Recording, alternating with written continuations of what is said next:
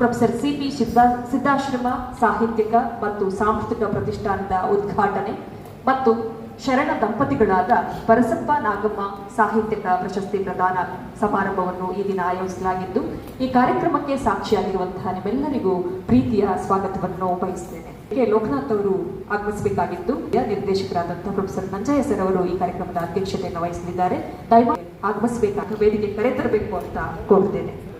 ಉದ್ಘಾಟನೆಯನ್ನು ಮಾಡಿಕೊಡಲು ಆಗಮಿಸಿರುವಂತಹ ನಾಡಿನ ಹಿರಿಯ ಸಾಹಿತಿಗಳು ಮತ್ತು ಚಿಂತಕರಾಗಿರುವಂತಹ ಪ್ರೊಫೆಸರ್ ರಾಘವ್ ಅವರು ದಯಮಾಡಿ ಪರಸಮ ಸಾಹಿತ್ಯಿಕ ಪ್ರಶಸ್ತಿಗೆ ಭಾಜನರಾಗಿರುವಂತಹ ನಾಡಿನ ಹಿರಿಯ ಸಾಹಿತಿಗಳು, ಸಂಸ್ಕೃತಿ ಹಾಗೂ ಸಿನಿಮಾ ನಿರ್ದೇಶಕರಾಗಿರುವಂತಹ ಪ್ರೊಫೆಸರ್ ಬರಗೂರು ರಾವ್ ದಯಮಾಡಿ ವೇದಿಕೆಗೆ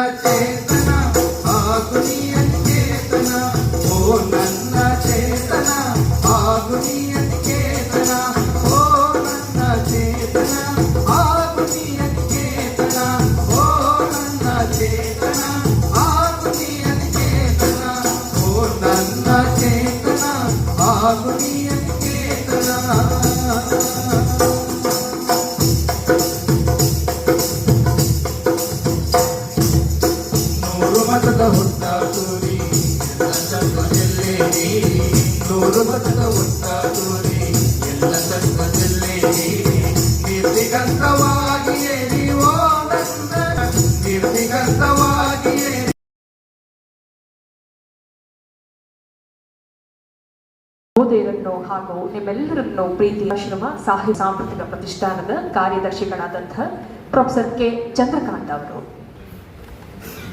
ವೇದಿಕೆಯಲ್ಲಿ ಶೋಭಾಯಮಾನವಾಗಿ ಕಂಗೊಳಿಸ್ತಾ ಇರುವಂತಹ ಎಲ್ಲ ಅತಿಥಿ ಅಭ್ಯಾಗತರೇ, ಎಲ್ಲ ಅತಿಥಿ ಅಭ್ಯಾಗತರನ್ನ ಸ್ವಾಗತಿಸುವಂತಹ ಸೌಭಾಗ್ಯ ನನ್ನದಾಗಿದೆ. ಆದಂತಹ ಸಿ ಪಿ ಸಿದ್ಧಾಶ್ರಮ ಅವರ ಹೆಸರಿನಲ್ಲಿ ಒಂದು ಪ್ರತಿಷ್ಠಾನವನ್ನು ಕಟ್ಟಿಕೊಂಡು ಅದರ ಉದ್ಘಾಟನೆ ಕೊಡಮಾಡ್ತಾ ಇರುವಂತಹ ಪ್ರಶಸ್ತಿ ಪ್ರದಾನ ಚೊಚ್ಚಲ ಪ್ರಶಸ್ತಿ ಸಮಾರಂಭದಲ್ಲಿ ನಾನು ಒಬ್ಬ ಕಾರ್ಯದರ್ಶಿಯಾಗಿ ಕಾರಣಕರ್ತೃವಾಗಿ ನಿಂತಿರುವಂತಹದ್ದು ನನಗೆ ನಿಜವಾಗ್ಲೂ ಸಂತಸದ ವಿಷಯ ಭಾವಿಸ್ತೇನೆ. ಮತ್ತು ಅಧ್ಯಕ್ಷತೆಯನ್ನು ವಹಿಸೋದಕ್ಕೆ ನಮ್ಮ ಮೈಸೂರು ವಿಶ್ವವಿದ್ಯಾನಿಲಯದ ಮಾನ್ಯ ಕುಲಪತಿಗಳಾದಂತಹ ಪ್ರೊಫೆಸರ್ ಎನ್ ಕೆ ಲೋಕನಾಥ್ ಅವರು ಅಧ್ಯಕ್ಷತೆಯನ್ನು ವಹಿಸಿ ಪ್ರಶಸ್ತಿ ಪ್ರದಾನವನ್ನು ಮಾಡಬೇಕಾಗಿತ್ತು. ನಮ್ಮ ಕುವೆಂಪು ಕನ್ನಡ ಸಂಸ್ಥೆಯ ನಿರ್ದೇಶಕರಾದಂತಹ ಪ್ರೊಫೆಸರ್ ನಂಜಯ್ಯ ವಗ್ನೂರು ಅವರು ವಹಿಸ್ಕೋಬೇಕು ಅಂತ ಹೇಳಿ ಅವರಿಗೆ ಮನವಿಯನ್ನು ಮಾಡ್ಕೊತೇನೆ. ಇನ್ನು ಉದ್ಘಾಟನೆಗೆ ಆಗಮಿಸಿರುವಂತಹವರು ನಾಡಿನ ಹಂಸರು, ಹಿರಿಯ ಸಂಶೋಧಕರು, ನಮ್ಮ ನಿಮ್ಮೆಲ್ಲರ ಚಿರಪರಿಚಿತರು ಆದಂತಹ ರಾಮೇಗೌಡ ಸರ್. ರಾಘವ್ ಅಂದರೆ ಪ್ರಖ್ಯಾತವಾದಂತಹ ರಾಘವ್ ರಾಮೇಗೌಡರು ಕವಿಯಾಗಿ, ಕಥೆಗಾರರಾಗಿ, ಚಿಂತಕರಾಗಿ, ವಿಮರ್ಶಕರಾಗಿ, ನಮ್ಮ ಇಡುವಂತಹ ಪ್ರತಿ ಹೆಜ್ಜೆಗೂ ಮಾರ್ಗದರ್ಶಕ ಆಗಿ ನಮಗೆ ಜೊತೆಯಾಗಿ ನಿಲ್ಲುವಂತಹ ಚಿಂತಕರು ಹಾಗೂ ಪ್ರತಿಷ್ಠಾನದ ಪರವಾಗಿ ವೈಯಕ್ತಿಕವಾಗಿ ಸ್ವಾಗತವನ್ನು ಕೋರ್ತೇನೆ.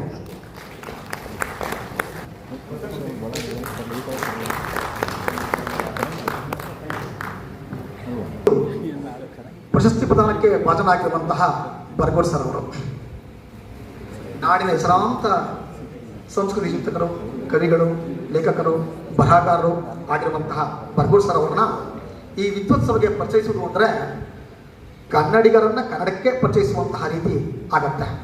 ಕಾರಣ ಏನಪ್ಪಾ ಅಂತ ಹೇಳಿದ್ರೆ, ಸಾಹಿತ್ಯಿಕ, ಸಾಂಸ್ಕೃತಿಕ ಯಾವುದೇ ಸವಾಲುಗಳಾಗ್ಬೋದು, ಯಾವುದೇ ಸಂಕಷ್ಟಗಳಾಗ್ಬೋದು, ಯಾವುದೇ ರೀತಿಯಂತಹ ಸಮಸ್ಯೆಗಳು ನಮ್ಗೆ ಎದುರಾದರೆ ನಾವು ಮೊದಲು ಕರೆ ಹೋಗುವಂಥದ್ದು ಬರ್ಗೂರವ್ರಿಗೆ. ಬರ್ಗೂರವರು ಯಾವುದೇ ರಾಜಕಾರಣಿಗಳಿಗೆ ಮೂಲ ಮಾತು ಅದು ಬರ್ಗೂರವರು ಅಂತ. ಬರ್ಗೂರು ಕೊಡುವಂಥದ್ದು ಸೂಕ್ತ ಅಂತ ಹೇಳಿ ಅದನ್ನ ನಾವು ತೀರ್ಮಾನವನ್ನು ಮಾಡಿ ಪ್ರಧಾನದ ಮುಖ್ಯ ವ್ಯಕ್ತಿಯಾಗಿ, ಪ್ರಶಸ್ತಿ ಪ್ರಧಾರಕರಾಗಿ ಅವರು ಇಲ್ಲಿ ನಮ್ಮ ಕಾರ್ಯಕ್ರಮಕ್ಕೆ ಆಗಮಿಸಿದ್ದಾರೆ. ಪರವಾಗಿ ಹೃತ್ಪೂರ್ವಕವಾಗಿ ಹಾಗೂ ಪ್ರತಿಷ್ಠಾನದ ವತಿಯಿಂದ ಸ್ವಾಗತವನ್ನ ಬಯಸ್ತೇನೆ.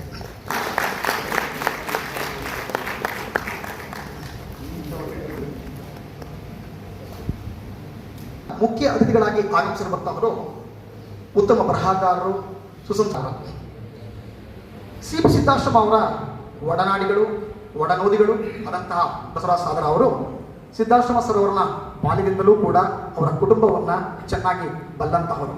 ನಿರ್ದೇಶಕರಾಗಿ ಸೇವೆ ಸಲ್ಲಿಸಿದಂತಹ ಬಸವರಾಜ ಸಾದರ ಅವರು ತಾವು ಮಾಡಿದಂತಹ ಕೆಲಸದಲ್ಲಿ ತಮ್ಮ ಕಾರ್ಯತತ್ಪರೆಯ ಮೂಲಕ ಆಕಾಶವಾಣಿಗೆ ಹೊಸ ದಿಕ್ಸೂಚಿಯನ್ನ ತಂದುಕೊಟ್ಟಂತಹವರು.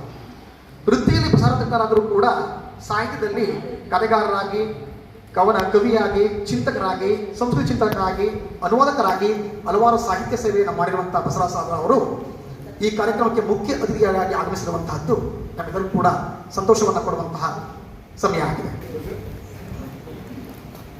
ಅವರು ನಮ್ಮ ನಿಮ್ಮೆಲ್ಲರ ನೆಚ್ಚಿನ ಗುರುಗಳು ಆದಂತಹ, ನನ್ನ ಮೇಷ್ಟ್ರು ಆದಂತಹ ಪ್ರೊಫೆಸರ್ ಸಂಸ್ಥೆ ನಿರ್ದೇಶಕ ನಂಜಯ್ಯ ಮಂಗಳೂರು ಸರ್ ಅವರು ಕನ್ನಡದ ಯಾವುದೇ ಕೆಲಸಕ್ಕೆ ಟೊಂಕ ಕಟ್ಟಿ ಕಟಿಬದ್ಧರಾಗಿ ಸ್ವಯಂ ಸಿದ್ಧರಾಗಿ ಕೆಲಸ ಮಾಡ್ತೀವಿ ಅಂತ ಹೇಳಿ ಕಾರ್ಯಕ್ರಮದ ಪರವಾಗಿ ಹೃತ್ಪೂರ್ವಕವಾದಂತಹ ಸ್ವಾಗತವನ್ನ ಬಯಸ್ತೇನೆ.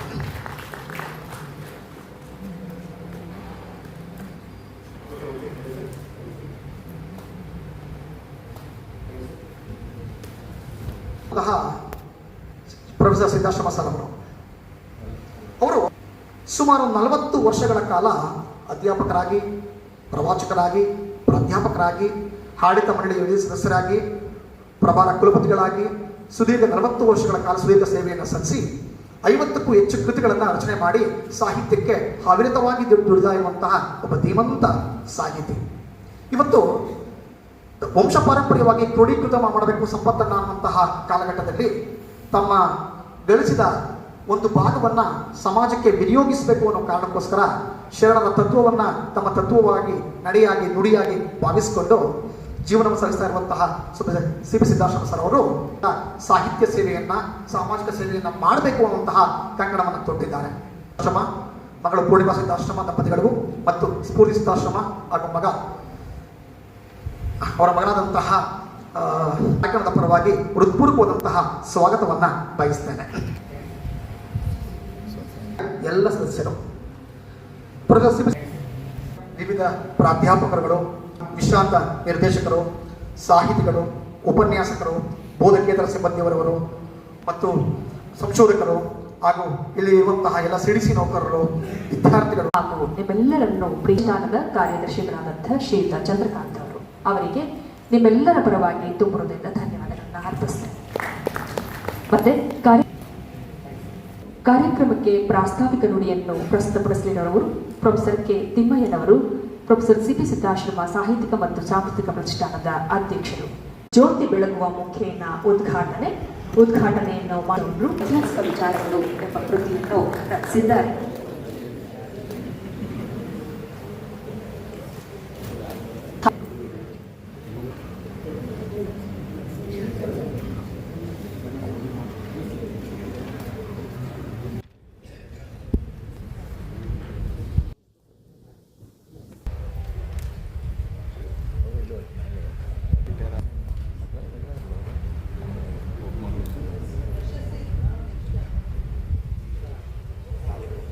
ಕಾಯ ವೇದಿಕೆ ಬಗ್ಗೆ ಒಂದೆರಡು ಮಾತುಗಳನ್ನ ಹಂಚಿಕೊಳ್ಳಿಕ್ಕೆ ಇಷ್ಟಪಡ್ತಾರೆ. ಅವರು ಇದೇ ಕುವೆಂಪು ಕನ್ನಡ ಅಧ್ಯಯನ ಸಂಸ್ಥೆಯಲ್ಲಿ ಸುದೀರ್ಘ 35 ವರ್ಷಗಳ ಕಾಲ ಕನ್ನಡ ಪ್ರಾಧ್ಯಾಪಕರಾಗಿ ಸೇವೆ ಸಲ್ಲಿಸಿ ಇದೀಗ ನಿವೃತ್ತರಾಗಿದ್ದಾರೆ. ಕಲ್ಲು ಬಂಡೆಗಳಲ್ಲಿ ಜಗ್ಗದೆ ಕುಗ್ಗದೆ ಬಂಡೆದ್ದು ನಿಂತ ಬಂಡಾಯದ ಬಂಡೆ, ಬರಡು ನೆಲದ ಬಸಿರಲ್ಲಿ ನೆರಳಲ್ಲಿ ಬೆವರ ಹನಿಯಲ್ಲಿ ಬದುಕು ಕಲಿತವರು, ಪಂಪನ ಕಂಪಿನ ಪರಿಮಳದಲ್ಲಿ, ಬಸವಣ್ಣನ ವಚನದ ಕಾಯಕದಲ್ಲಿ, ಕನಕನ ಕೀರ್ತನೆ ಖಡ್ಗವಾಗಲಿ ಕಾವ್ಯವೆಂದವರು, ಕೇರಿಯ ಕಗ್ಗತ್ತಲಲ್ಲಿ ಕಾವ್ಯ ಕಂಡವರು, ಗುಡಿಸಲು ಹೊಗೆಯಲ್ಲಿ ಇತಿಹಾಸ ಓದಿದವರು, ಕೆಂಡ ಬೂದಿಯ ಕೆಳಗಿದ್ದ ಕಿಡಿಯನ್ನೆಬ್ಬಿಸಿ ಮೌನದ ತುಟಿಗೆ ಮಾತು ಕಲಿಸಿದವರು, ಮಣ್ಣಿನ ಹಾದಿಯಲ್ಲಿ ಸಂಸ್ಕೃತಿಯನ್ನೇ ಹುಡುಕಿ ಉಪಸಂಸ್ಕೃತಿಯ ನೋವಿಗೆ ಗೌರವ ಕೊಟ್ಟವರು, ಮುಚ್ಚಿದ ಶಾಲೆಗಳಲ್ಲಿ ಮಕ್ಕಳ ನಗುವು ಕೇಳಿ ಅಕ್ಷರದ ಹಸಿವಿಗೆ ಹಾದಿ ತೆರೆದವರು, ಮೀಸಲಾತಿಯನ್ನು ಸವಲತ್ತು ಎನ್ನಲಿಲ್ಲ, ಹಿಂದೆ ಉಳಿದ ಹೆಜ್ಜೆಗೆ ನ್ಯಾಯ ಎಂದವರು, ತರಗತಿ ಗೋಡೆಯಲ್ಲಿ ಪಾಠವಷ್ಟೇ ಇರಲಿಲ್ಲ, ಪ್ರಶ್ನೆಯ ಬೆಂಕಿಯಿಂದ ಮನ ಬೆಳಗಿಸಿದವರು, ಬೆಳ್ಳಿ ತೆರೆಯಲ್ಲಿ ಕನಸು ಮಾರಲಿಲ್ಲ, ಮನುಷ್ಯನ ಮುಖವ ಕಾವಿಗೆ ಕಾಲವನ್ನೇ ಸಾಕ್ಷಿಯಾಗಿಸಿದರು. ಬರಗೂರು ಎಂದರೆ ಬರೀ ಗುರುವಲ್ಲ, ಬೆವರಿಗೆ ಬೆಲೆ, ಬದುಕಿಗೆ ಬಲ, ನಾಡಿಗೆ ನೆಲೆ, ನುಡಿಗೆ ನಿಲುವು, ಕಲ್ಲು ಬಂಡೆಯ ಎದೆಯಲ್ಲಿ ಕೆಂಡವಾಗಿ ಉಳಿದವರು. ಇದು ಬರಗೂರು. ಇವತ್ತು ಈ ಅವರು ಪ್ರೊಫೆಸರ್ ಸಿ.ಪಿ. ಸಿದ್ದಾಶ್ರಮ ಸಾಹಿತ್ಯಿಕ ಮತ್ತು ಸಾಂಸ್ಕೃತಿಕ ಪ್ರತಿಷ್ಠಾನದ ಅಧ್ಯಕ್ಷರಾದಂತಹ ಪ್ರೊಫೆಸರ್ ಕೆ. ತಿಮ್ಮಯ್ಯ ಅವರು ಅವರಿಗೆ ಕಾರ್ಯಕ್ರಮವನ್ನು ಉದ್ಘಾಟನೆಯನ್ನು ಹಾಗೂ ಮಾಡಿಕೊಂಡಂತಹ ಹಿರಿಯ ಸಾಹಿತಿಗಳಾದಂತಹ ಪ್ರೊಫೆಸರ್ ರಾಘವ್ ಅವರು. ತುಮಕೂರು ಜಿಲ್ಲೆಯ ಶಿರಾ ತಾಲೂಕಿನ ಬರಗೂರಿನಲ್ಲಿ ಜನಿಸಿದ ಪ್ರೊಫೆಸರ್ ಬರಗೂರು ರಾಮಚಂದ್ರಪ್ಪ ಅವರು ಹೋರಾಟಗಾರರು. ಈ ಸಂಘಟನಾತ್ಮಕ ಕಾರ್ಯಗಳಿಂದಾಗಿ ಕರ್ನಾಟಕದ ಯುವ ಪೀಳಿಗೆ ಅಂತರಂಗದಲ್ಲಿ ಅರಿವಿನ ಸ್ಫೋಟ ಉಂಟಾಗಿ ಪ್ರಗತಿಪರ ಚಿಂತನೆಯ ಜನಪರ ನಿಲುವಿನ ನೂರಾರು ಯುವ ಬರಹಗಾರರ ಪಡೆಯೇ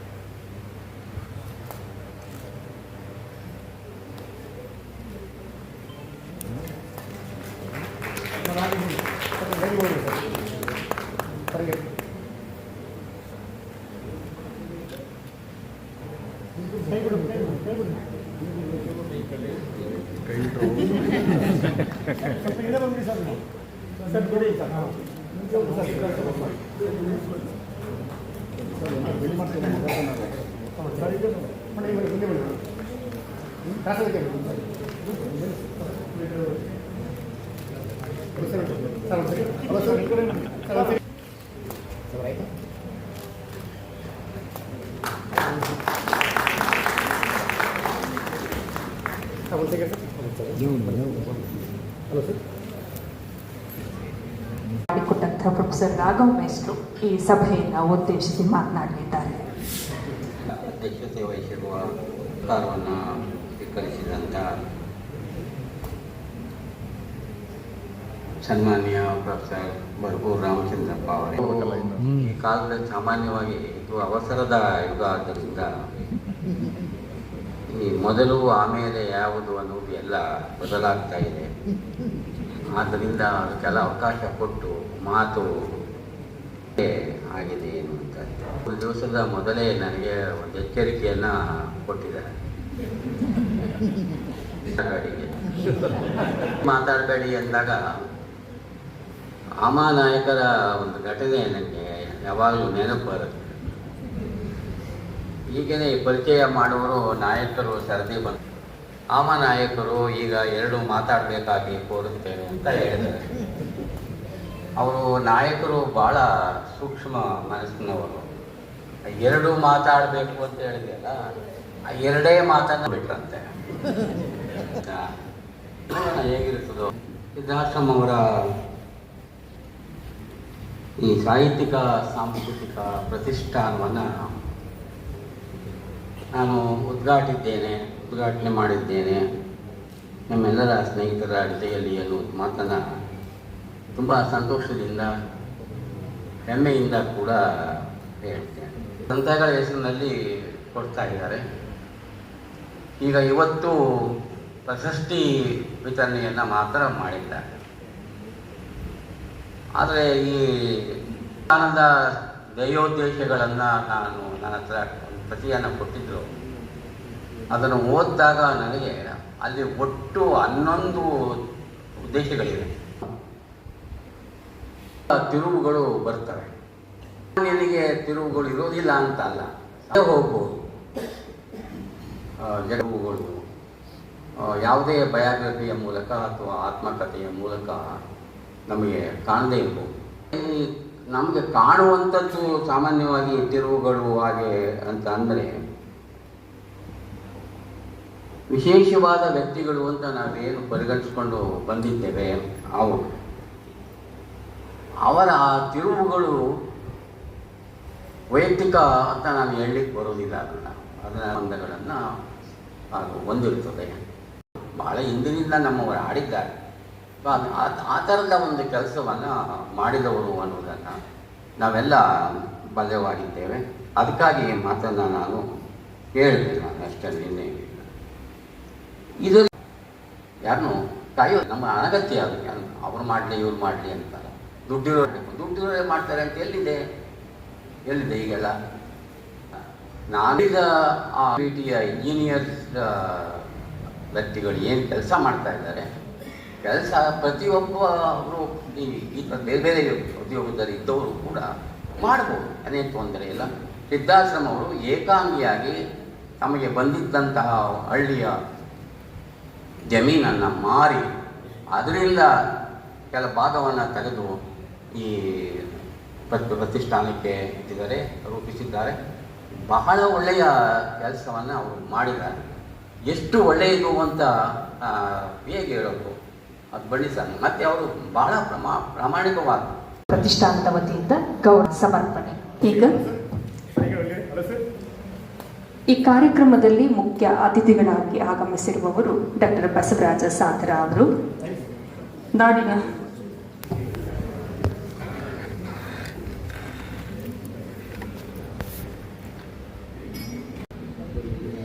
ಎಲ್ಲರೇ, ಯಾರ ಹೆಸರನ್ನು ವೈಯಕ್ತಿಕವಾಗಿ ತಗೊಳ್ಳೋದಿಲ್ಲ, ದಯವಿಟ್ಟು ಕ್ಷಮಿಸಿ.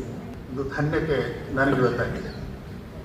ಹಂಗೆ ನೋಡಿದರೆ ಈ ಸಭೆಯಲ್ಲಿ ಎಲ್ಲರ ಮುಖಗಳನ್ನು ನೋಡಿದರೆ ಗುರು ಶಿಷ್ಯ ಪರಂಪರೆಯವರು ಅಥವಾ ಪ್ರಾಧ್ಯಾಪಕರು, ಗುರುಗಳು, ಶಿಷ್ಯರಿದ್ದಾರೆ.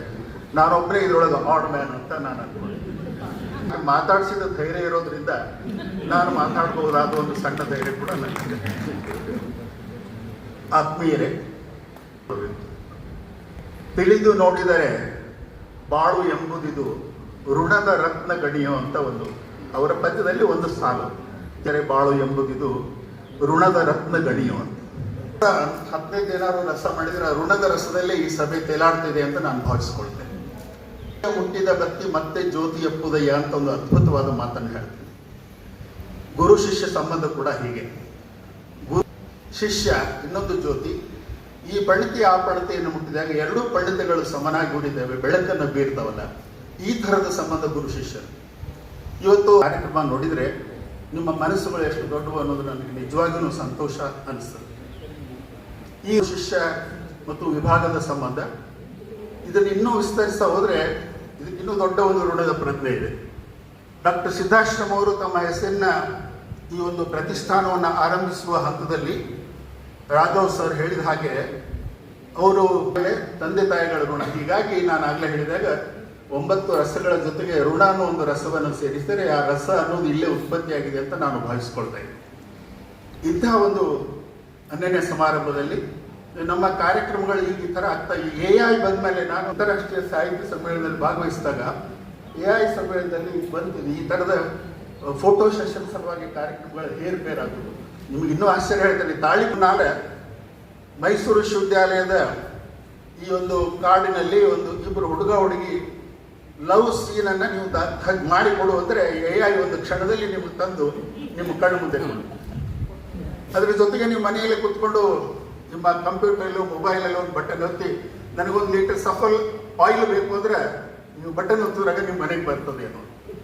ಸೊ ನಮ್ಮ ಕೈಕಾಲುಗಳು, ನಮ್ಮ ಮನಸ್ಸುಗಳು ಎಲ್ಲ ಯಂತ್ರಗಳ ಹೀಗೆ ಇದಾಗ್ತಾ ಇದೆ. ಇದು ಬಹಳ ಮುಖ್ಯವಾದದ್ದು. ನಮ್ಮ ಕೃತಕವಾದ ಸಂಕಟಗಳು ಬೇರೆ, ಅನುಭವಿಸಿದ ಸಂಕಟಗಳನ್ನು ಸಂವೇದನೆಯಾಗಿ ತೋರ್ಪಡಿಸುವುದು. ಅವರ ಇಡೀ ಬರಹದಲ್ಲಿ ಕಾಣೋದು ಅದು. ಬಂಡಾಯ ಮುಂದೆ ಬಂತವರಿಗೆ ಅದರ ಬದುಕಿನಲ್ಲಿ ಅನುಭವಿಸಿದ ವೇದನೆಗಳ ಹಿನ್ನೆಲೆಯಲ್ಲಿ ಸಂವೇದನೆಗಳು ಗಟ್ಟಿ ಆದಲ್ಲ, ಆಗ್ಲೇ ಅವರಿಗೆ ಬಂಡಾಯ ಅವತ್ತನೇ ಹುಟ್ಟಿದ್ದು. ಇದು ಅವರ ಬಂಡಾಯ ಪ್ರತಿಯ ಒಂದು ಮುಖ. ಆದರೆ ಇನ್ನೊಂದನ್ನು ಹೇಳಿದರು, ತುಂಬ ಪ್ರತಿಮಾತ್ಮಕವಾಗಿ ಹೇಳಿದರು, ಕಾಗೆ ಕಾರುಣ್ಯದ ಕಣ್ಣು. ಬಹುಶಃ ಕನ್ನಡ ಸಾಹಿತ್ಯದಲ್ಲಿ ಇದರ ಮುಂದೆ ಯಾವ ಪ್ರತಿಭೆಗಳು ಬರೋದೇ. ಕಾಗೆಯ ಕಾರುಣ್ಯದ ಕಣ್ಣು ಇದೆಯಲ್ಲ, ಬಹಳ ದೊಡ್ಡ ಪ್ರತಿಭೆ. ಬಸವಣ್ಣವರ ವಚನದಲ್ಲಿ ನಿಮ್ಗೆ ಗೊತ್ತಿರಬಹುದು, ಕಾಗೆಯೊಂದಗಳ ಕಂಡರೆ ಕೂಗಿ ಕರೆಯದೆ ತನ್ನ ಬಳಗವನು, ಕೋಳಿ ಒಂದು ಪುಟ್ಟ ಕಂಡರೆ ಕೂಗಿ ಕರೆಯದೆ ತನ್ನ ಕುಲವೆಲ್ಲವ, ಶಿವಭಕ್ತನಾಗಿದ್ದು ಭಕ್ತಿ ಪಕ್ಷವಿಲ್ಲದಿದ್ದರೆ ಕಾಗೆ ಕೋಳಿಗಳಿಗಿಂತ ಕಡೆ ಕೊಡಲು. ಬಿಸಿಯನ್ನು ಪದ್ಯದಲ್ಲಿ ಬರ್ತದೆ, ಮಣಿಯ ದೇಹ ಮನವೊಂದು ಸಾಧಿಸುವ ಹಠವೊಂದು, ಮಣಿಯ ದೇಹ ಮನವೊಂದು ಸಾಧಿಸುವ ಹಠವೊಂದು, ನಿಜದ ನೇರಕ್ಕೆ ನಡೆಯುವ ನಿಶ್ಚಲತೆಯೊಂದು, ಅನ್ಯಾಯಕ್ಕೆಂದೆಂದು ಬಾಗದೆಚ್ಚರವೊಂದು, ಮರುಕಕ್ಕೆ ಪ್ರೇಮಕ್ಕೆ ಚಿರ ತೆರೆದ ಎದೆಯೊಂದು. ಈ ಎಲ್ಲ ಶಬ್ದಗಳನ್ನು ಓದ್ಕೊಂಡಾಗ ಬರಗೂರು ಅವರ ಮುಖ ನನಗೆ ಇದರಲ್ಲಿ ಕಾಣಿಸ್ತದೆ. ಅವ್ರನ್ನ ಹೋಗಿ ಅನುಭವಿಸಿದ್ದನ್ನು ಬರೆಯೋದು ಅದು ಬಹಳ ಮುಖ್ಯ. ಅವರು ಒಂದು ಮಾತು, ಅವರ ಕವಿತೆ ಬಗ್ಗೆ ಹೇಳುವಾಗ ಒಂದು ಮಾತನ್ನು ಹೇಳ್ತಾರೆ, ಅದು ಬಹಳ ನನಗೆ ಮುಖ್ಯ ಅನಿಸಿದೆ. ಅಡ್ಗವಾಗಲಿ ಕಾವ್ಯ ಅನ್ನುವ ಬಂಡಾಯದ ಧೋರಣೆ ಇದೆಯಲ್ಲ, ಅದು ನಿಜವಾಗಲೂ ಅದು ಬದುಕಿನ ಒಂದು ಸ್ರೋತ ಆಗಿದ್ದನ್ನು ನಾವು ಗಮನಿಸ್ತೀವಿ. ನಿಂತ ನೆಲದ ನೋವು ನನ್ನಲ್ಲಿರುವ ಮನದ ನೋವೇ ಆದಾಗ, ಸೂಕ್ಷ್ಮವಾದ ಮಾತುಗಳು. ನಾನು ನಿಂತ ನೆಲದ ನೋವು ನನ್ನಲ್ಲಿರುವ ಮನದ ನೋವೇ ಆದಾಗ, ಅಥವಾ ನನ್ನ ಮನದ ನೋವು ನಾನು ನಿಂತಿರುವ ನೆಲದ ನೋವೇ ಆದಾಗ ಒಡಮೂಡಿ ಹೊರಹೊಮ್ಮಿದ ಅನುಭವ ರೂಪದ ಮಾತುಗಳು ನನ್ನ ಸಾಹಿತ್ಯ ಅಂತ. ಮೌಲ್ಯಗಳನ್ನು ತಿಳಿಸಿಕೊಟ್ಟವರು ಬೆಂಗಳೂರು ಆಕಾಶವಾಣಿಯ ವಿಶ್ರಾಂತ ನಿರ್ದೇಶಕರು, ಸಾಹಿತಿಗಳು, ಚಿಂತಕರು ಆಗಿರುವಂತಹ ಡಾಕ್ಟರ್ ಬಸವರಾಜ ಸಾದರ ಅವರು. ಅವರಿಗೆ ಅವರ ಮಾತುಗಳಿಗಾಗಿ ನಿಮ್ಮೆಲ್ಲರ ಪ್ರೀತಿಯ ಚಪ್ಪಾಳೆಯ ಧನ್ಯವಾದಗಳನ್ನು ಅರ್ಪಿಸೋಣ. ಈಗ ಪ್ರತಿಷ್ಠಾನದ ಬಗ್ಗೆ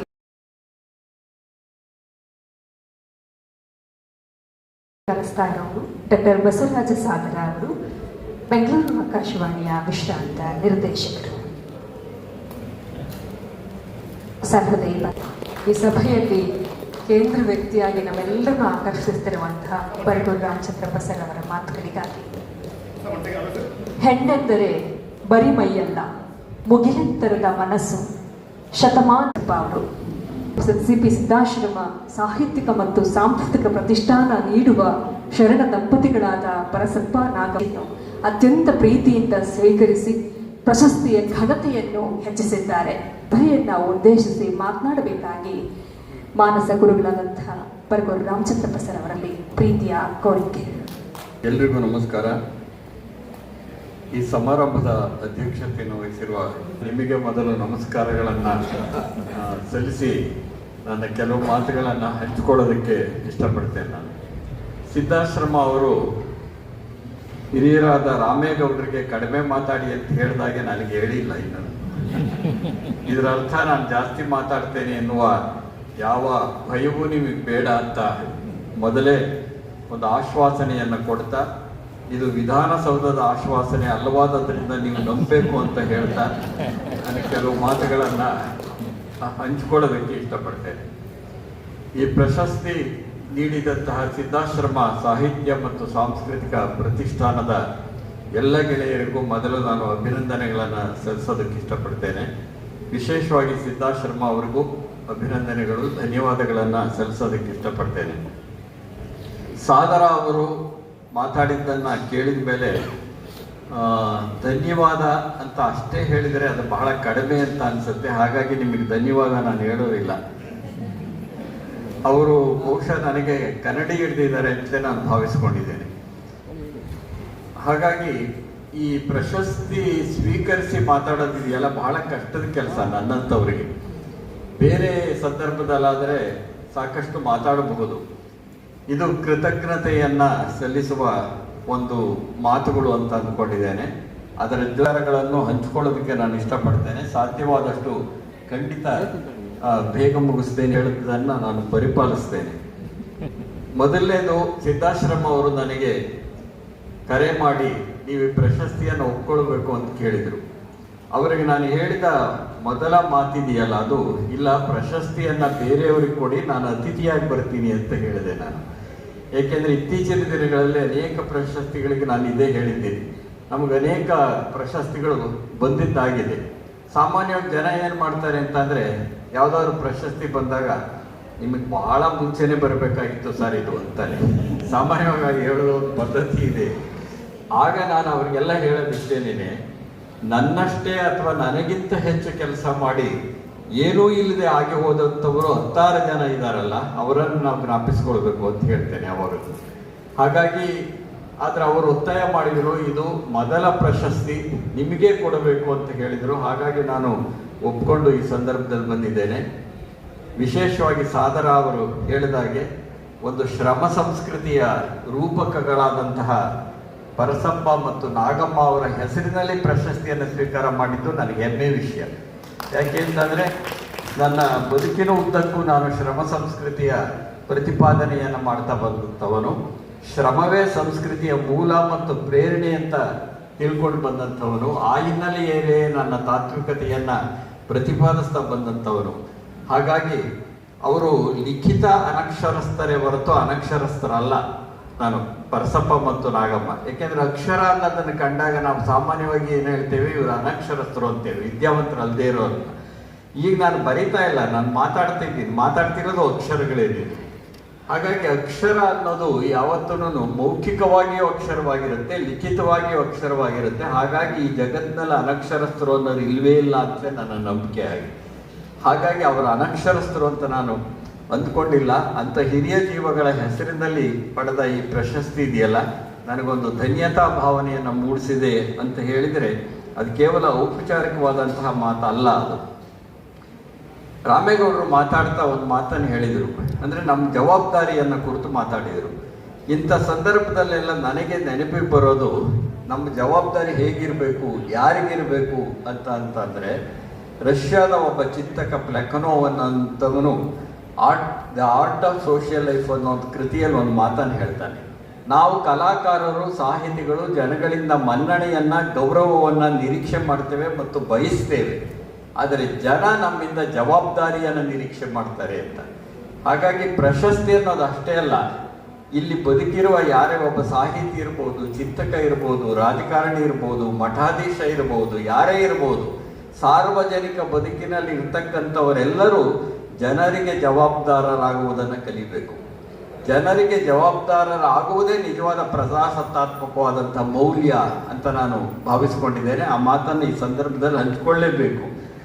ನಾನು ಒಂದು ರೀತಿ ಹಳ್ಳಿಗಾಡಿನಿಂದ ಬಂದಂಥವನು. ಅದು ಎಲ್ರಿಗೂ ಬಹಳಷ್ಟು ಜನ ಇಲ್ಲಿರುವಂಥ ನನ್ನ ವಯಸ್ಸಿನವರು ಅಥವಾ ಮಧ್ಯ ವಯಸ್ಸಿನವರು ಯಾರಿದ್ದಾರೆ ಅವರೆಲ್ಲರೂ ಹಳ್ಳಿಗಾಡಿನಿಂದಂತೇನೆ ಬಂದಂಥವರು ನಿಜ. ಅವರು ಏನನ್ನು ಕರಿಬೇಕು, ಈಗ ಒಂದೊಂದ್ಸರಿ ಎಂಥ ಖುಷಿ ಆಗುತ್ತೆ ಅಂದರೆ, ಆ ಖುಷಿ ಕೆಲವು ಸರಿ ಈ ಬೆಲೂರಿಗೆ ಸೂಜಿ ಚುಚ್ಚಾಗೂ ಇರುತ್ತೆ. ಈಗ ಲೇಖಕ ಅಂತಾರೆ, ಚಿಂತಕ ಅಂತಾರೆ, ಆಮೇಲೆ ಇತ್ತೀಚೆಗೆ ಸಂಸ್ಕೃತಿ ಚಿಂತಕರು ಅಂತ ಬೇರೆ ಕರೆಯಕ್ಕೆ ಶುರು ಮಾಡಿದ್ದಾರೆ. ನನಗೆ ಮೊದಲು ಬರಗೂರು ರಾಮಚಂದ್ರಪ್ಪ ಕೆಳಗಡೆ ಸಂಸ್ಕೃತಿ ಚಿಂತಕ ಅಂದಾಗ ಖುಷಿ ಆಗ್ತಾ ಇತ್ತು. ಆಮೇಲೆ ನೋಡ್ತೀನಿ ಅನೇಕ ಆಹ್ವಾನ ಪತ್ರಿಕೆಗಳಲ್ಲಿ ಎಲ್ರಿಗೂ ಸಂಸ್ಕೃತಿ ಚಿಂತಕ ಅಂತ ಆಗ್ತಿದ್ರು. ಅವಾಗ ನನಗೆ ಅರ್ಥ ಆಯಿತು, ಬೇರೆ ಏನು ಹೊಳಿದೆ ಅಂದಾಗ ಸಂಸ್ಕೃತಿ ಚಿಂತಕ ಅಂತ ಆಗ್ತಾರೆ ಅಂತ. ನಾನು ಮೊದಲು ಆನಂದ ಪಟ್ಟಿದ್ದು ಹೇಗೆ ಅಂದರೆ, ನಾನು ಸಾಹಿತ್ಯ ಅಕಾಡೆಮಿ ಅಧ್ಯಕ್ಷ ಆಗಿದ್ದ ಸಂದರ್ಭದಲ್ಲಿ ಬುಡಕಟ್ಟು, ಅಲೆಮಾರಿ ಸಂಸ್ಕೃತಿಗಳ ಬಗ್ಗೆ ವಿಶೇಷವಾದಂಥ ಅಧ್ಯಯನವನ್ನು ಮಾಡಿಸಿ ಸುಮಾರು 39 ಸಂಪುಟಗಳನ್ನು ಪ್ರಕಟಿಸಿದ್ದೆ. ಅದಕ್ಕೆ ನನ್ನ ಸಂಸ್ಕೃತಿ ಚಿಂತಕ ಅಂತಿದ್ದಾರೆ ಅನ್ನೋ ಭ್ರಮೆಯಲ್ಲಿ ನಾನಿದ್ದೆ ನಾನು. ಹೀಗಾಗಿ ಭ್ರಮೆಗಳನ್ನು ಕಳಿಸ್ಕೊಳ್ಳೋದಿದೆಯಲ್ಲ, ಇದೇ ನಿಜವಾದ ಬದುಕು ಅಂತ ಅಂದ್ಕೊಂಡಿದ್ದೆ. ನಾವು ಭ್ರಮೆಗಳನ್ನು ಕಳಿಸ್ಕೊಳ್ಬೇಕು ಮತ್ತು ನಾವೇನೋ ಸಾಧಿಸಿದ್ದೇವೆ ಅನ್ನುವಂಥ ಯಾವುದೇ ಹಮ್ಮನ್ನು ಇಟ್ಕೊಳ್ಬಾರದು ಅಂತ. ಈ ನಾನು ಪಡೆದದ್ದಿದೆಯಲ್ಲ, ಈ ಪ್ರಶಸ್ತಿ ಬಂದಾಗ ಸಾಮಾನ್ಯ ಸಂತೋಷ ಆಗುತ್ತೆ ನಿಜ, ಆದರೆ ಕನಸುಗಳು ಸಾಯಬಾರದು ಅಂತ ಅದನ್ನು ಸಾದರ ಅವರು ನಾನು 82ನೇ ಅಖಿಲ ಭಾರತ ಕನ್ನಡ ಸಾಹಿತ್ಯ ಸಮ್ಮೇಳನದಲ್ಲಿ ಮಾತಾಡ್ತಾ ನಾನು ಹೇಳಿದ್ದೆ. ಈ ಗೋಪಾಲ್ ಕೂತಿದ್ದಾರೆ, ಒಂದು 250 ಪುಸ್ತಕ ತಗೊಂಡು ನನ್ನ ಭಾಷಣದ ಪ್ರತಿಗಳನ್ನು ಹಂಚಿದ್ದಾರೆ. ಅವರು ದಿನ ನಿಮ್ಮ ಮಾತು ಕೇಳ್ತೀನಿ ಸರ್ ಅಂತ ರೆಕಾರ್ಡ್ ಮಾಡ್ಕೊಂಡಿದ್ದಾರೆ. ಅಂದರೆ ನಾನು ಚೆನ್ನಾಗಿ ಮಾತಾಡಿದ್ನೋ ಬಿಟ್ನೋ, ಆದರೆ ಕನಸುಗಳಿದೆಯಲ್ಲ ಅದು ಬಹಳ ಮುಖ್ಯ ಅಂತ ಅಂದ್ಕೊಂಡಿದ್ದೆ. ಕನಸನ್ನೇ ಕಾಣಕ್ಕಾಗದೇ ಇರುವಂಥ ಸ್ಥಿತಿ ಬಂದರೆ ಕನಸನ್ನು ಕೊಲ್ಲುವ ಸನ್ನಿವೇಶ ಇರುತ್ತಲ್ಲ, ಅದು ನಿಜವಾಗಿ ಅಮಾನವೀಯವಾದದ್ದು ಅಂತ. ನಮಗಿದ್ದಂಥ ಕನಸುಗಳೇನು, ಭಾಳ ಸಣ್ಣ ಸಣ್ಣ ಕನಸುಗಳಿದ್ದಿತ್ತು. ನಾನು ಅನೇಕ ಕಡೆ ಇದನ್ನು ಹೇಳಿದ್ದೇನೆ. ನಾನು ಪಟ್ಟ ಕನಸು ಬರಗೂರಿನಲ್ಲಿದ್ದಾಗ ಗೌರ್ಮೆಂಟ್ ಬಸ್ ಡ್ರೈವರ್ ಆಗಬೇಕು ಅಂತ, ಅಷ್ಟೇನೇನೆ. ಯಾಕೆ ಗೌರ್ಮೆಂಟ್ ಬಸ್ ಡ್ರೈವರ್ ಆಗಬೇಕು? ಖಾಸಗಿ ಬಸ್ ಅಲ್ಲ. ನಾನು ಮೊದಲಿಂದ ಖಾಸಗಿ ಬಸ್, ನಮ್ಮೂರಿಗೆ ಒಂದೇ ಒಂದು ಸರ್ಕಾರಿ ಬಸ್ ಬರೋದು, ಅದು ಕೆಂಪು ಬಸ್ಸು. ಆ ಕೆಂಪನ್ನು ಇವತ್ತು ಉಳಿಸ್ಕೊಂಡಿದ್ದೀನಿ ನಾನು, ಅದು ಹೆಮ್ಮೆನೂ ಹೌದು ನನಗೆ. ಆಮೇಲೆ ಸರ್ಕಾರಿ ಸಾರ್ವಜನಿಕ ವಲಯದ ಪರವಾಗಿ ಇವತ್ತು ಇದ್ದೀನಿ ನಾನು, ಚಿಕ್ಕನ್ನಲ್ಲೂ ಇದ್ದೆ, ಈಗಲೂ ಇದ್ದೀನಿ. ಆ ಬಸ್ ಬರ್ತಾ ಇತ್ತಲ್ಲ, ಬಸ್ನ ಡ್ರೈವರ್ ಹೆಸರು ರಾಮಣ್ಣ ಅಂತ. ಆ ರಾಮಣ್ಣ ಬಹಳ ಸಜ್ಜನ. ಒಂದು ಖಾಸಗಿ ಬಸ್ಸು, ಈ ಬಸ್ಸು ಎರಡು ಒಟ್ಟೊಟ್ಟಿಗೆ ಬಂದ್ಬಿಡೋ, ಕೆಲವು ಸರಿ ಜಗಳಾಡೋರು, ಬಹಳ ಚೆನ್ನಾಗಿ ಜಗಳಾಡೋರು. ಆಗ ನಮಗೆಲ್ಲ ಏನಂದ್ರೆ ಈ ಗೌರ್ಮೆಂಟ್ ಬಸ್ಸೇ ಗೆಲ್ಲಬೇಕು ಅಂತ, ಖಾಸಗಿ ಬಸ್ ಸೋಲಬೇಕು ಅಂತ ನಮ್ಮ ಆಸೆ. ಆ ಸಂದರ್ಭದ ಒಳಗಡೆ ಆ ಒಳ್ಳೆಯ ಡ್ರೈವರ್ ನೋಡಿದ್ದು ಒಂದು. ಇನ್ನೊಂದು, ನಮ್ಮಪ್ಪ ನಮ್ಮ ಅಣ್ಣನ ಬಸ್ ಕಂಡಕ್ಟರ್ ಮಾಡಿಸ್ಬೇಕು ಅಂತಿದ್ರು. ನಾನು ನಮ್ಮ ಅಣ್ಣನಿಗಿಂತ ದೊಡ್ಡನಾಗೋದು ಹೇಗೆ ಅಂತಂದರೆ, ಅವನು ಕಂಡಕ್ಟರ್ ಆದರೆ ನಾನು ಡ್ರೈವರ್ ಆಗಬೇಕು, ಇಷ್ಟೇ ನನ್ನ ಕನಸು. ಹೀಗೆ ಕೇವಲ ಒಂದು ಸರ್ಕಾರಿ ಬಸ್ಸಿನ ಡ್ರೈವರ್ ಆಗಬೇಕು ಅಂತ ಕನಸು ಕಟ್ಕೊಂಡಂಥವನು ವಿಶ್ವವಿದ್ಯಾಲಯದ ಪ್ರಾಧ್ಯಾಪಕ ಅನ್ನೋ ಪದ ನನಗೆ ಅಷ್ಟು ಇಷ್ಟ ಆಗಲ್ಲ. ಮೇಷ್ಟ್ರಾಗ್ತೀನಿ ಅಂತ ಹೇಳಿ. ಏಕೆಂತಂದರೆ ಮೇಷ್ಟ್ರು ಅನ್ನೋದ್ರಲ್ಲಿರೋ ಪ್ರೀತಿ ಪ್ರಾಧ್ಯಾಪಕ ಅನ್ನೋದ್ರಲ್ಲಿ ಇರೋದಿಲ್ಲ. ನಮ್ಮಲ್ಲಿ ಪ್ರಾಧ್ಯಾಪಕರು ಜಾಸ್ತಿ ಆಗಿದ್ದಾರೆ, ಮೇಷ್ಟ್ರುಗಳು ಕಡಿಮೆ ಆಗಿದ್ದಾರೆ. ಇದೇ ನಿಜವಾದ ಸಮಸ್ಯೆ ಶಿಕ್ಷಣದ್ದು. ಹಾಗಾಗಿ ಮೇಷ್ಟ್ರಾಗ್ತೀನಿ ಅಂತ ನಾನು ಕನಸು ಕಟ್ಟಿದವನಲ್ಲ, ಪಂಪ ಪ್ರಶಸ್ತಿ ಬರುತ್ತೆ ಅಂತ ಕನಸು ಕಟ್ಟಿದವನಲ್ಲ, ನೃಪತುಂಗ ಪ್ರಶಸ್ತಿ ಬರುತ್ತೆ ಅಂತ ಕನಸು ಕಟ್ಟಿದವನಲ್ಲ, ಸಿನಿಮಾಕ್ಕಾಗಿ ಜಗತ್ತಿನಲ್ಲಿ ಗಿನ್ನಿಸ್ ದಾಖಲೆ ಪಡೆದ 3ನೇ ವ್ಯಕ್ತಿ ಆಗ್ತೇನೆ ಅಂತ ಕನಸು ಕಟ್ಟಿದವನಲ್ಲ. ಇದೆಲ್ಲವೂ ಹೇಗೆ ಸಾಧ್ಯ ಆಯಿತು ಅನ್ನೋದೇ ಒಂದು ಕನಸು, ನಿಜ ಹೇಳೋದಾದರೆ. ಇವೆಲ್ಲ ಸಾಧ್ಯ ಆದದ್ದೇ ಒಂದು ಕನಸು ಅಂತ ನಾನು ಭಾವಿಸ್ಕೊಂಡಿದ್ದೇನೆ. ಹೀಗೆ ಇಂಥ ಸಂದರ್ಭದಲ್ಲೆಲ್ಲ ನನಗೆ ಬಹಳ ಮುಖ್ಯವಾಗಿ ನೆನಪಿಗೆ ಬರೋದು ಡಾಕ್ಟರ್ ರಾಜ್ಕುಮಾರ್ ಅವರು. ಡಾಕ್ಟರ್ ರಾಜ್ಕುಮಾರ್ ಅಂಥವರು ನಮ್ಮ ಮನೆಗೆ ಬರ್ತಾರೆ ಅನ್ನೋ ಕನಸು ಕಂಡಂಥವನಲ್ಲ ನಾನು. ಈಗ ಕಂಡಕ್ಟರ್ ವಿಷಯ ಬಂದಾಗ ರಜನಿಕಾಂತ್ ನೆನಪಿಗೆ ಬರ್ತದೆ ನನಗೆ. ಆದರೆ ಎಲ್ಲ ಸಂದರ್ಭದಲ್ಲಿ ನಾನು ಹೇಳೋದೇನೆಂದರೆ, 3ನೇ ತರಗತಿ ಓದಿದವರೆಲ್ಲ ರಾಜ್ಕುಮಾರ್ ಆಗಕ್ಕೆ ಸಾಧ್ಯ ಇಲ್ಲ, ಬಸ್ ಕಂಡಕ್ಟರ್ಗಳೆಲ್ಲ ರಜನಿಕಾಂತ್ ಆಗಕ್ಕೆ ಸಾಧ್ಯ ಇಲ್ಲ ಅಂತ. ಅದಕ್ಕೊಂದು ಶ್ರಮ ಬೇಕು, ಒಂದು ಶ್ರದ್ಧೆ ಬೇಕು, ಸಂಕಲ್ಪ ಬೇಕು, ಬದ್ಧತೆ ಬೇಕು. ಎಲ್ಲದಕ್ಕಿಂತ ಹೆಚ್ಚಾಗಿ ವಿದ್ವತ್ತಿಗೆ ಒಂದು ವಿನಯ ಬೇಕು. ವಿನಯವನ್ನೇ ವಿದ್ವತ್ತಾಗಿ ರೂಪಿಸ್ಕೊಳ್ಬೇಕು. ಅಂಥದ್ದೊಂದು ಸಂದರ್ಭ ಬಂದಾಗ ಮಾತ್ರ ನಾವು ನಿಜವಾದ ಅರ್ಥದ ಒಳಗಡೆ ನಾವು ಸಾಹಿತಿಗಳು ಅನ್ನಿಸ್ಕೊತೇವೆ, ಲೇಖಕರು ಅನ್ನಿಸ್ಕೊಳ್ತೇವೆ ಅಂತ ನಾನು ಅಂದ್ಕೊಂಡಿದ್ದೇನೆ. ಇವತ್ತು ನಮ್ಮನ್ನು ಹೊಗಳಬಹುದು, ಇವರು ಬಹಳ ದೊಡ್ಡ ಸಾಹಿತಿ ಆದರೂ ಇತ್ಯಾದಿ ಎಲ್ಲ. ಆದರೆ ನಾನು ಮೊದಲು ಬರೆದ ಮಹಾಕಾವ್ಯ ಇದೆಯಲ್ಲ, ಅದನ್ನು ಒಂದ್ಸರಿ ಹಂಚ್ಕೋಬೇಕು. ಅದು ಸಿನಿಮಾದಿಂದ ಪ್ರೇರಣೆ ಪಡೆದಿದ್ದು. ಬಹುಶಃ ಸಿನಿಮಾ ಕ್ಷೇತ್ರವನ್ನು ಪ್ರವೇಶ ಮಾಡೋದಕ್ಕೂ ಇಂಥ ಒಂದು ಕನಸುಗಾರಿಕೆ ಕಾರಣ ಅಂತ ಅನಿಸುತ್ತೆ. ಓಹಿಲೇಶ್ವರ ಅನ್ನೋ ಸಿನಿಮಾ ನೋಡಿದವರಿಗೆ ಗೊತ್ತಿರುತ್ತೆ, ದೇಹದಿಂದ ದೂರನಾದೆ ಏಕೆ ಆತ್ಮನೆ ಅಂತ ಅದರಲ್ಲಿ ಒಂದು ಹಾಡಿದೆ. ಅದು ನಾನು ಮಾಧ್ಯಮಿಕ ಶಾಲೆ ಓದ್ತಿರುವಾಗ ನನ್ನ ಸ್ನೇಹಿತ ಒಬ್ಬ ಮಡ್ನಿಮಾರಯ್ಯ ಅಂತ ಇದ್ದ. ಅವನು ಇದ್ಕಿದ್ದಾಗೇನೆ ಶಾಲೆ ಬಿಟ್ಟೋದ. ನಾನು ಓಹಿಲೇಶ್ವರ ಸಿನಿಮಾನ ಒಂದು ಟೆಂಟಲ್ಲಿ ನೋಡಿದ್ದೆ, ನಾನು ಟೂರಿಂಗ್ ಟಾಕೀಸಲ್ಲಿ ನೋಡಿದ್ದೆ. ಅವನು ಬಿಟ್ಟೋದಾಗ ನಾನೇನು ಮಾಡಿದೆ, ಈ ದೇಹದಿಂದ ದೂರನಾದಿ ಏಕೆ ಆತ್ಮನೆ ಅಂತಿತ್ತಲ್ಲ, ಈ ಶಾಲೆಯಿಂದ ದೂರನಾದಿ ಏಕೆ ಗೆಳೆಯನೆ ಅಂತ ಬರೆದೆ. ಅದೇ ನಾನು ಬರೆದ ಮೊದಲ ಮಹಾಕಾವ್ಯ. ಅದನ್ನ ಕೇಳಿದ ಮತ್ತು ಓದಿದ ನನ್ನ ಮೇಷ್ಟ್ರು TY ನಾಗಭೂಷಣ್ ರಾವ್ ಅಂತ ಹೇಳಿ ನನ್ನ ಬೆಂತಟ್ಟಿದ್ರು. ನೀನೇನೋ ಆಗ್ತೀಯ, ಹೋಗಯ್ಯ ಪರವಾಗಿಲ್ಲ, ಹೀಗೆ ಬರಿತಾ ಹೋಗು ಅಂತ. ಆದರೆ ಮಧ್ಯೆ ಬರೆಯೋದನ್ನೆಲ್ಲ ಬಿಟ್ಟೆ ನಾನು. ಇವತ್ತು ಕುವೆಂಪು ಕನ್ನಡ ಅಧ್ಯಯನ ಸಂಸ್ಥೆಯಲ್ಲಿ ನಿಂತು ನಾನು ಮಾತಾಡ್ತಿದ್ದೇನೆ. ನಾನು ಮೂಲತಃ ವಿಜ್ಞಾನದ ವಿದ್ಯಾರ್ಥಿ. ನಾನು ಓದ್ತಾ ಇರುವಾಗ ಪ್ರೌಢಶಾಲೆ 2ನೇ ತರಗತಿಯಿಂದಲೇ ಐಚ್ಛಿಕ ತಗೋಬೇಕಾಗಿತ್ತು. ನಾನು ಪ್ರೌಢಶಾಲೆ 2ನೇ ತರಗತಿಯಿಂದ ನನ್ನ ಐಚ್ಛಿಕ ವಿಜ್ಞಾನ ಮತ್ತು ಗಣಿತ PUC-ವರೆಗೆ. ಆಮೇಲೆ ನಾನು ಅದನ್ನು ಬದಲಾಯಿಸಿಕೊಂಡು ಬಂದು ಕನ್ನಡ ತಗೊಂಡೆ. ಕನ್ನಡ ತಗೊಂಡಾಗ ಎಲ್ಲರೂ ಭಾವಿಸಿದ್ದೇನು, ಆ ಕಾಲದಲ್ಲಿ ಕನ್ನಡಕ್ಕೆ ಬಂದ ಸ್ಥಿತಿ ಇತ್ತಲ್ಲ, ಈಗಲೂ ಅದೇ ಮುಂದುವರೆದಿದೆ. ಆಗ ವಿಜ್ಞಾನ ತಗೊಂಡವ್ರನ್ನೆಲ್ಲ ಬುದ್ಧಿವಂತರು ಅಂತ ಕರೀತಿದ್ರು. BCom ವಾಣಿಜ್ಯ ಪದವಿಗೆ ಸೇರಿದವ್ರನ್ನೆಲ್ಲ ಜಾಂಡ್ರು ಅಂತ ಕರೀತಾ ಇದ್ರು. ಕಲಾ ವಿಭಾಗ ತಗೊಂಡವ್ರನ್ನೆಲ್ಲ ದಡ್ರು ಅಂತ ಕರೀತಿದ್ರು. ಕಲಾ ವಿಭಾಗದಲ್ಲಿ ಕನ್ನಡ ತಗೊಂಡವ್ರನ್ನೆಲ್ಲ ಶತದಡ್ರು ಅಂತಿದ್ರು. ಆ ಶತದಡ್ರ ಸಾಲಿನಲ್ಲಿ ಬಂದಂಥವ್ರು ನಾನು. ಆದರೆ ಇವ್ರು PUC ಇಂದ ಯಾಕೆ ಬಂದ ಕನ್ನಡಕ್ಕೆ ಅಂತ ಅನೇಕರಿಗೆ ಪ್ರಶ್ನೆ. ಅವಾಗ ಅವ್ರು ಅಂದ್ಕೊಂಡಿದ್ರು ಬಹುಶಃ ಇವನು ಭಾರತದ ಸತ್ಪ್ರಜೆ ಇರಬೇಕು, 35% ತೆಗೆದಿರ್ತಾನೆ, ಅದಕ್ಕೆ ಇವನು ಕನ್ನಡಕ್ಕೆ ಬಂದಿದ್ದಾನೆ ಅಂದಾಗ ನಾನು ತುಮಕೂರಿನಲ್ಲಿ ನನ್ನ ಮಾರ್ಕ್ಸ್ ಕಾರ್ಡ್ ತೋರಿಸಿ ನಾನು 86 ಅಂಕಗಳನ್ನು ವಿಜ್ಞಾನ ಮತ್ತು ಗಣಿತ ತೆಗೆದಿದ್ದೆ. ಆಗ ಆ ಮಾರ್ಕ್ಸ್ ಕಾರ್ಡನ್ನು ತೋರಿಸಿ ನೋಡಪ್ಪ, ನಾನು ಕನ್ನಡ ಸಾಹಿತ್ಯದ ಆಸಕ್ತಿಯಿಂದ ಬಂದಿದ್ದೇನೆ ಹೊರತು ಬೇರೆ ರೀತಿ ಅಲ್ಲ ಅಂತ ಮಾರ್ಕ್ಸ್ ಕಾರ್ಡ್ ತೋರಿಸಿ ನಾನು ಮಾರ್ಕ್ಸ್ವಾದಿ ಆದೆ ಅಂತ ಹೇಳ್ಕೊಳ್ತಾ ಇದ್ದೇನೆ ಅನೇಕ ಸಂದರ್ಭದಲ್ಲಿ. ಅವತ್ತು ಇದು ಕನ್ನಡದ ಸ್ಥಿತಿ. ಇವತ್ತೇನಾಗಿದೆ, ಈ ಮುಖ್ಯಾಂಶವನ್ನ ಹಂಚಿಕೊಂಡು ನಾನು ಮಾತನ್ನು ಮುಗಿಸೋಕೆ ಇಷ್ಟಪಡ್ತೇನೆ. ಇವತ್ತು ಸಹ ಕನ್ನಡ ಇದೆಯಲ್ಲ, ಶಿಕ್ಷಣ ಕ್ಷೇತ್ರದಲ್ಲಿ ಕನ್ನಡ ನೆಲೆಯೂರದೆ ಕನ್ನಡಕ್ಕೆ ನಿಜವಾದ ಭವಿಷ್ಯ ಇಲ್ಲ ಅಂತ ಭಾವಿಸ್ಕೊಂಡಿದ್ದೇನೆ. ಶಿಕ್ಷಣ ಕ್ಷೇತ್ರದಲ್ಲಿ ಕನ್ನಡವನ್ನು ನೆಲೆಯೂರಿಸುವ ಕೆಲಸ ಯಾವುದೇ ಸರ್ಕಾರಗಳಿಂದ ಬಹಳ ಗುರುತರವಾಗಿ ನಡೀತಾ ಇಲ್ಲ ಅಂತ ನನಗೆ ನನ್ನ ಅಚಲವಾದಂಥ ನಂಬಿಕೆ. ಅಲ್ಲಲ್ಲೇ ಪ್ರಯತ್ನಗಳು ನಡೆದಿವೆ, ಇಲ್ಲ ಅಂತ ಇಲ್ಲ. ಆಡಳಿತದಲ್ಲಿ ಸಾಕಷ್ಟು ಕನ್ನಡ ಬಳಕೆ ಆಗ್ತಾ ಇದೆ. ಆದರೆ ಇಲ್ಲಿ ಕನ್ನಡವನ್ನು ಕಲಿಯದೆ ಶಿಕ್ಷಣವನ್ನು ಮುಗಿಸಬಾರದು, ಕನ್ನಡವನ್ನು ಕಲಿಯದೆ ಉದ್ಯೋಗ ಸಿಗಬಾರದು, ಕನ್ನಡವನ್ನು ಬಳಸದೆ ಆಡಳಿತ ನಡೆಸಬಾರದು. ಅದು ನಿಜವಾದ ಪ್ರಜಾಪ್ರಭುತ್ವ. ಅಂಥದ್ದೊಂದು ಸನ್ನಿವೇಶ ಇದೆಯಲ್ಲ, ಅಂಥದ್ದೊಂದು ಸನ್ನಿವೇಶವನ್ನು ಸರ್ಕಾರಗಳ ಸೃಷ್ಟಿ ಮಾಡ್ತೀವಿಯೇ ಅಂತ ಯೋಚನೆ ಮಾಡಿದರೆ ಇತ್ತೀಚೆಗೆ ಒಂದು ಅಧಿಸೂಚನೆ ಬಂತು. ಅದನ್ನು ನಾನು ಬರೆದೂ ಇದ್ದೆ, ಪ್ರಜಾವಾಣಿ ಪತ್ರಿಕೆಯಲ್ಲಿ ಬರೆದಿದ್ದೆ, ಬೇರೆ ಪತ್ರಿಕೆಗಳಿಗೂ ಅದರ ವಿಷಯ ಬಂದಿತ್ತು. 2026 ಜುಲೈ 14ನೇ ತಾರೀಕು 2026 ಜುಲೈ 14ನೇ ತಾರೀಕು ಕರ್ನಾಟಕ ಸರ್ಕಾರ ಪ್ರಾಥಮಿಕ ಮತ್ತು ಪ್ರೌಢಶಾಲೆಗಳಿಗೆ ನೇಮಕಾತಿ ಮಾಡ್ಕೊಳ್ಳೋದಕ್ಕೆ 15,000 ಹುದ್ದೆಗಳನ್ನು ನೇಮಕಾತಿ ಮಾಡ್ಕೊಳ್ಳೋದಕ್ಕೆ ಒಂದು ಅಧಿಸೂಚನೆಯನ್ನು ಹೊರಡಿಸಿತು. ಆ ಅಧಿಸೂಚನೆ 15,000 ಹುದ್ದೆಗಳು ಲೆಕ್ಕಾಕಿ. ಅಧಿಸೂಚನೆಯಲ್ಲಿ 6 ಮತ್ತು 6ರಿಂದ 8ನೇ ತರಗತಿ ಪಾಠ ಮಾಡೋದಕ್ಕೆ ಕನ್ನಡ ಪದವೀಧರ ಶಿಕ್ಷಕರು ಬೇಕಾಗಿತ್ತು. ಆದರೆ ಒಬ್ಬ ಕನ್ನಡ ಪದವೀಧರ ಶಿಕ್ಷಕರಿಗೂ ಅವಕಾಶ ಕೊಟ್ಟಿರಲಿಲ್ಲ. ಒಂದೇ ಒಂದು ಕನ್ನಡದ ಹುದ್ದೆಯನ್ನು ಸೃಷ್ಟಿ ಮಾಡಿರಲಿಲ್ಲ. ಇದು ಕರ್ನಾಟಕ. ಆಗ ನಾನು ಬರದೆ ನಮ್ಮ ನಾಡಿಗೆ ಕನ್ನಡ ಶಿಕ್ಷಕರು ಬೇಡವೆ ಅಂತ.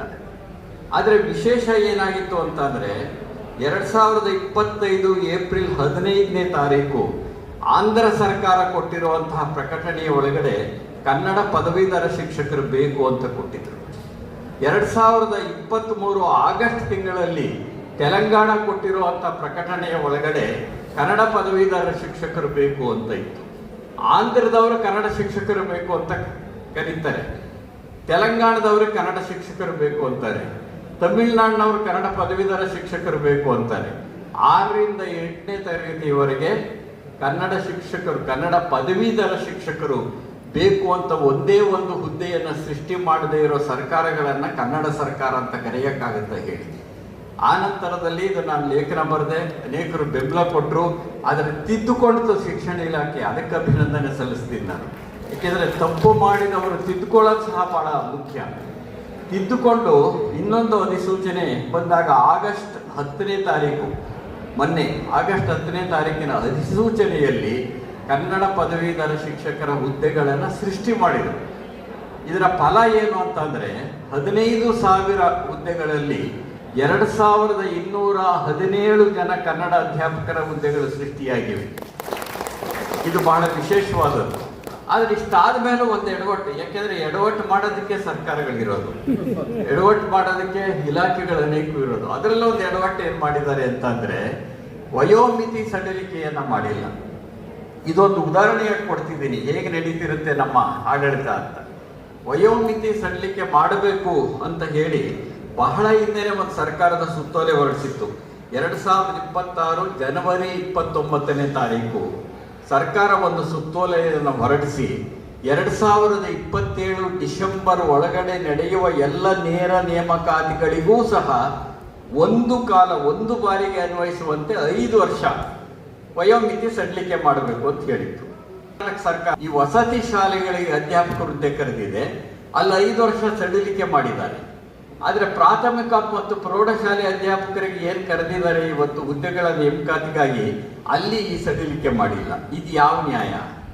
ಅಂದರೆ ಅನೇಕರು ಈಗಾಗಲೇ ಎಷ್ಟೋ ವರ್ಷದಿಂದ ಹುದ್ದೆಗಳನ್ನೇ ಕರೆದಿಲ್ಲ, ಎಷ್ಟೋ ವರ್ಷದಿಂದ ಹುದ್ದೆಗೆ ಕಾಯ್ತಾ ಇದ್ದಾರೆ. ಕನ್ನಡ ಓದೋರು ಕಾಯ್ತಿದ್ದಾರೆ, ವಿಜ್ಞಾನ ಓದೋರು ಕಾಯ್ತಿದ್ದಾರೆ, ಎಲ್ಲ ಓದೋರು ಕಾಯ್ತಿದ್ದಾರೆ. ಸರ್ಕಾರದ ಆದೇಶವನ್ನ ಸರ್ಕಾರದ ಒಂದು ಶಿಕ್ಷಣ ಇಲಾಖೆಯ ಉಲ್ಲಂಘಿಸಿದೆ ಅಂದ್ರೆ ಇದು ಶಿಕ್ಷಣಕ್ಕೆ ಮಾಡುವ ಅನ್ಯಾಯ ಅಷ್ಟೇ ಅಲ್ಲ, ನಿರುದ್ಯೋಗಿಯಾಗಿರ್ತಕ್ಕಂಥ ಯುವಕರಿಗೆ ಮಾಡುವ ಅನ್ಯಾಯ ಇವತ್ತು. ಅಂಥ ಅನ್ಯಾಯಗಳು ನಿರಂತರವಾಗಿ ನಡೀತಾ ಇರುವಂಥ ಕಾಲದ ಒಳಗಡೆ ನಾವಿದ್ದೇವೆ.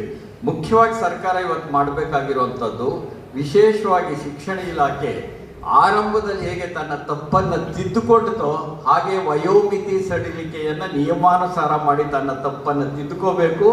ಕಾಯ್ತಾ ಇರುವಂಥ ಯುವ ನಿರುದ್ಯೋಗಿಗಳು ಯಾರಿದ್ದಾರೆ ಅವ್ರಿಗೆ ಅರ್ಜಿ ಹಾಕಿಕೊಳ್ಳುವಂಥ ಅವಕಾಶವನ್ನು ಕಲ್ಪಿಸಬೇಕು ಅಂತ ಈ ಕುವೆಂಪು ಅಧ್ಯಯನ ಸಂಸ್ಥೆಯಲ್ಲೇ ಕೂತ್ಕೊಂಡು ಯಾಕೆ ಹೇಳ್ತಿದ್ದೀನಿ ಅಂದರೆ, ಕುವೆಂಪು ಕನ್ನಡದ ಪರವಾಗಿದ್ದಂಥವ್ರು. ಕುವೆಂಪುಗಿಂತ ಕನ್ನಡ ಪರವಾಗಿರುವಂಥ ಒಬ್ಬ ಬದ್ಧ ಮಹಾಕವಿ ಸಿಕ್ಕೋದು ಕಷ್ಟ.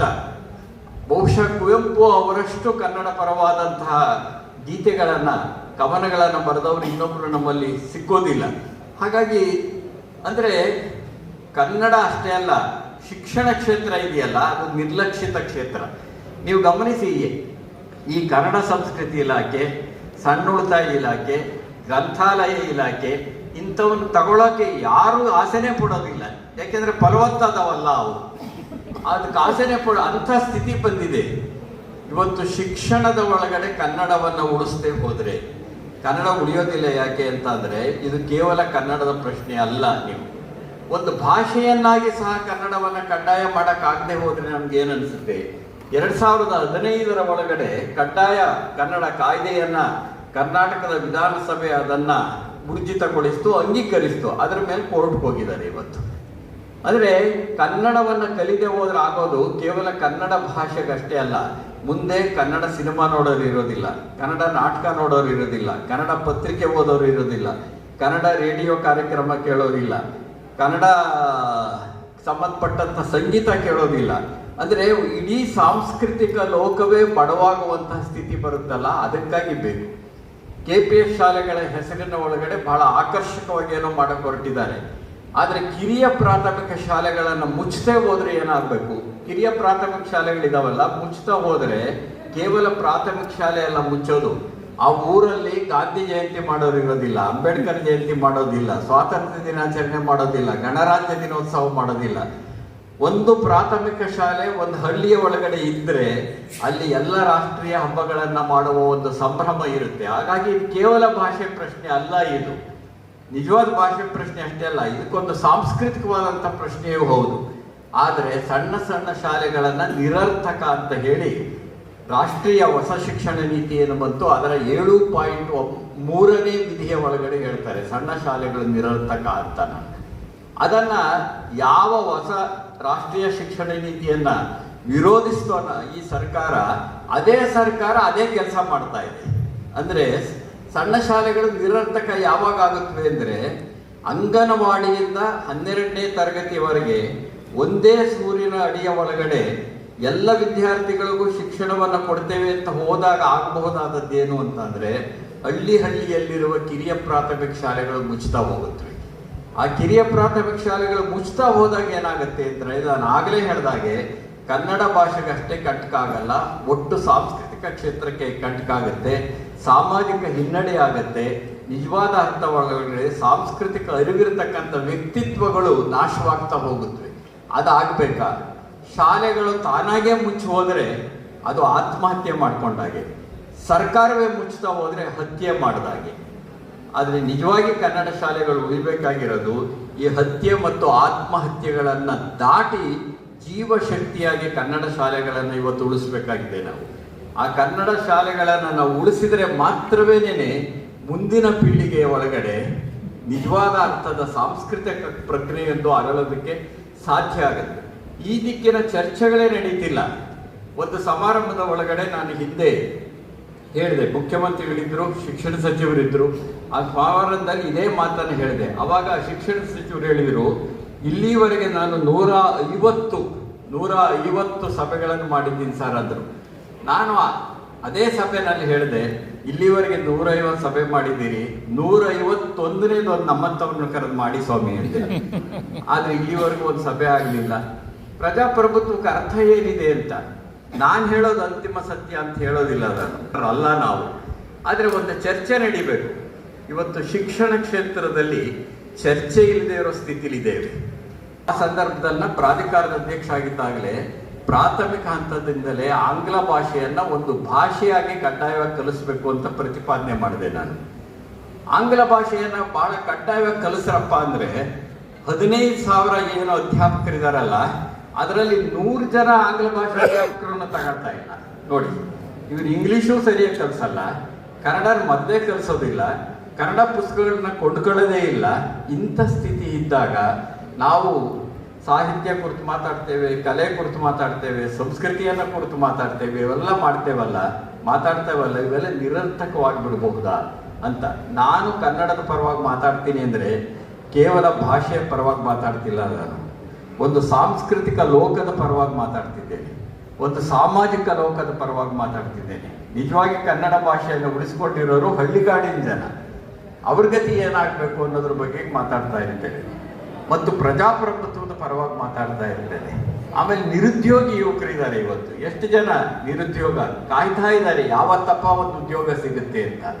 ಅವ್ರ ಪರವಾಗಿ ನಾವು ಮಾತಾಡಬೇಕಾಗಿದೆ. ಇಂಥ ಸಂದರ್ಭದ ಒಳಗಡೆ ಸರ್ಕಾರಗಳು ಕನ್ನಡವನ್ನು ಉಳಿಸ್ಕೊಳ್ಳೋದ್ರ ಮುಖಾಂತರ ಪ್ರಜಾಪ್ರಭುತ್ವವನ್ನು ಉಳಿಸ್ಕೊಳ್ಬೇಕು, ಸಾಂಸ್ಕೃತಿಕ ಪ್ರಜ್ಞೆಯನ್ನ ಉಳಿಸ್ಕೊಳ್ಬೇಕು, ನಿರುದ್ಯೋಗಿಗಳಿಗೆ ಹುದ್ದೆಯನ್ನು ಕೊಡೋದ್ರ ಮುಖಾಂತರವಾಗಿ ಅವರ ಜೀವಶಕ್ತಿಯನ್ನ ಹೆಚ್ಚಿಸಬೇಕು. ಕನ್ನಡವನ್ನ ಶಿಕ್ಷಣದಲ್ಲಿ ಉಳಿಸಿಕೊಳ್ಳುವ ಸಂಕಲ್ಪವನ್ನ ಸರ್ಕಾರಗಳು ಮಾಡಬೇಕು ಅನ್ನುವಂಥ ದನಿ ಇದೆಯಲ್ಲ, ಅದು ದೊಡ್ಡದಾಗಿ ಕರ್ನಾಟಕದಲ್ಲಿ ಆಗಲಿ ಮತ್ತು ಅದು ಈಡೇರಲಿ ಅಂತ ಆಶಿಸಿ ನಾನು ಮಾತು ಮುಗಿಸ್ತೇನೆ. ಕೇಳಿದ ನಿಮಗೆಲ್ಲ ನಮಸ್ಕಾರ. ಬಹುಶಃ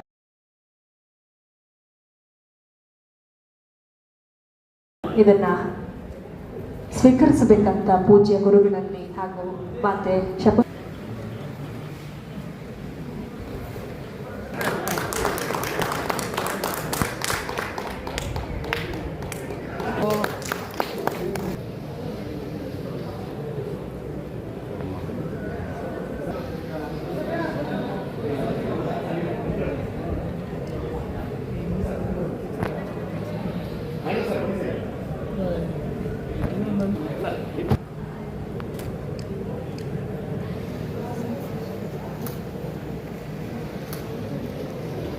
Hello sir, once again. Hello sir.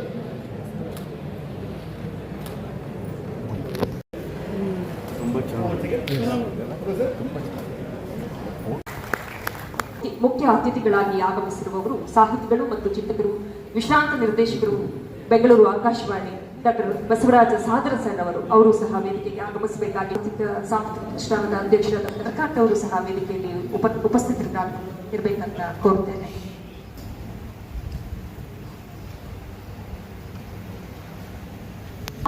ಬಲ್ಲವರಿಲ್ಲ ಗಗನದು ತಂಡದವರು.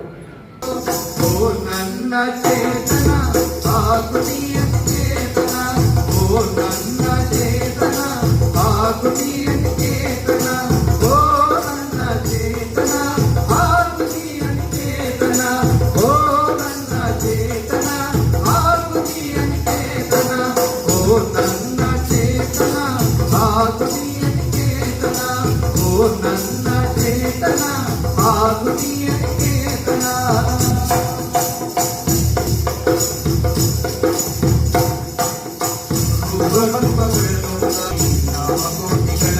ಅಧ್ಯಕ್ಷತೆಯನ್ನು ವಹಿಸಿ ಕಾರ್ಯಕ್ರಮವನ್ನು ಯಶಸ್ವಿಯಾಗಿ ನೆರವೇರಿಸಿಕೊಟ್ಟಂತಹ ಕನ್ನಡ ಅಧ್ಯಯನ ಸಂಸ್ಥೆಯ ನಿರ್ದೇಶಕರಾದಂತಹ ನಂಜಯ್ಯ ಹೊಂಗನೂರು ಸರ್ ಅವರಿಗೆ ಪ್ರತಿಷ್ಠಾನದ ಪರವಾಗಿ ಮತ್ತು ತಮ್ಮೆಲ್ಲರ ಪರವಾಗಿ ಹೃತ್ಪೂರ್ವಕ ವಂದನೆಗಳನ್ನು, ಚಂದ್ರಪ್ಪ ಸರ್ ಅವರಿಗೆ ವೈಯಕ್ತಿಕವಾಗಿ ಸ್ಥಾನದ ಪರವಾಗಿ ಮತ್ತು ತಮ್ಮೆಲ್ಲರ ಪರವಾಗಿ ಗೌರವಪೂರ್ವಕ ವಂದನೆಗಳನ್ನು ಸಲ್ಲಿಸುತ್ತೇನೆ. ಅವರಿಗೂ ಕೂಡ ಅರ್ಥವಾಗಿ ಗೌರವವಾಗಿ ವಂದನೆಗಳನ್ನು ಸಲ್ಲಿಸ್ತಾ ಇದ್ದೇನೆ.